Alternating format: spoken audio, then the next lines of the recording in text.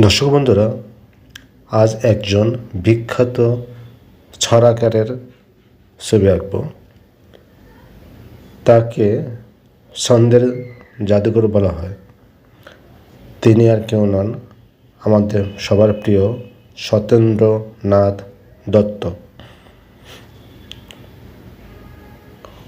তিনি তার সময়ে খুবই চমৎকার অনেক ছড়া লিখেছেন। শিব খান তিনদার, তিনজন মাল্লা, এই টাইপের অনেকগুলো ছড়া তার রচিত। আজ তার ছবি আঁকার চেষ্টা করছি।